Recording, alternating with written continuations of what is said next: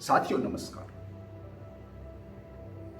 साथियों, हमारे जीवन में जो भी एक तलाश होती है, चाहे वह धन की हो, चाहे वह पद प्रतिष्ठा की हो या भौतिक संपत्ति की हो, हम उस तलाश में अपने जीवन को एक मार्ग देते हैं। और जब वे तलाश, वे इच्छाएं हमारी पूर्ण हो जाती है, तो भी हम अपने आप को प्यासा ही पाते हैं। हमारी वह प्यास बेबुझी रह जाती है, या इसको ऐसा कहे कि हमारी जो इच्छाएं है वह और आगे बढ़ जाती है। लेकिन यह सभी के साथ नहीं होता कि उसकी सभी इच्छाएं पूरी हो जाती है।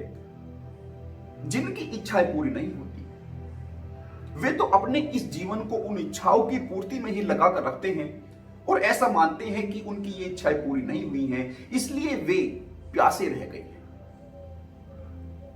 लेकिन जिनकी वे प्यास पूरी हो जाती है, वे भी अपनी इच्छाओं को और आगे बढ़ाकर, अपनी प्यास को और आगे बढ़ाकर उस दिशा में अपने कदमों को बढ़ाते रहते हैं, लेकिन उस मूल प्यास तक नहीं पहुंच पाते। साथियों, कभी आपने गौर किया है कि भगवान महावीर, भगवान गौतम बुद्ध, जो सब सुख सुविधाओं से पूर्ण रूप से समृद्ध थे, समृद्धि उनके आसपास बिखरी हुई थी, फिर भी वे अपने आप को प्यासा पाते हैं। तो ऐसी कौन सी प्यास है जो हम सभी को तृप्त कर सकती है? क्योंकि यदि यह धन की, पद की, भौतिक संपत्ति की, प्रतिष्ठा की एक तलाश हमें परिपूर्ण कर पाती, तो वह उनको भी परिपूर्ण कर देती, क्योंकि वे तो इस सब के बीच ही बड़े हुए थे। लेकिन फिर भी वे प्यासे रहते हैं और अपने जीवन को मूल प्यास की तलाश में लगा देते हैं। लेकिन हमारा इतना सौभाग्य नहीं होता कि हम उस मूल प्यास को पहचान पाए, क्योंकि हमारी जो बेसिक प्यास होती है, हम तो उसकी पूर्ति में ही लगे रहते हैं। इसीलिए हम अपने कदमों को शायद उस मूल प्यास की तरफ नहीं बढ़ा पाते।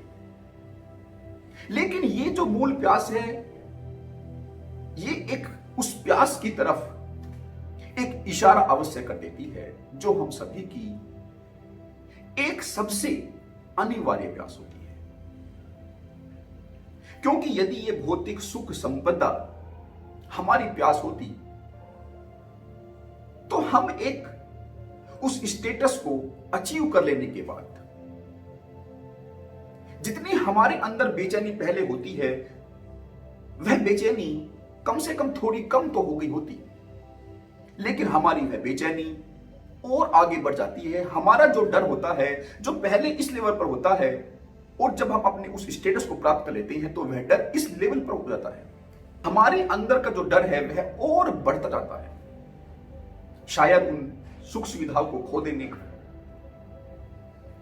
लेकिन जहां परमात्मा होता है, वहां यह डर नहीं हो सकता, क्योंकि परमात्मा की जो यात्रा है वह अनंत, बिल्कुल बेदेखी एक यात्रा होती है, जिसका मार्ग हमने पहले कभी नहीं देखा होता है। और उस मार्ग पर चलने के लिए हमें एक बहुत बड़े साहस की, निडरता की आवश्यकता होती है। इसलिए कभी कोई भगवान गौतम बुद्ध, कभी कोई महावीर उस मार्ग पर अपने कदमों को रख पाता है, क्योंकि वह पहचान पाता है कि ये जो हमारे आसपास की सुख सुविधाएं हैं, ये हमारी उस मूल प्यास को पूरी नहीं करेंगे। और एक इशारा हमें दे देते हैं कि ये प्यास हमारी बेसिक नीड अवश्य है, लेकिन परम प्यास नहीं है। परम प्यास तो वह परमात्मा है, जिसके नजदीक जाने पर हमें एक तृप्ति होगी, हमें परिपूर्णता का आभास होगा।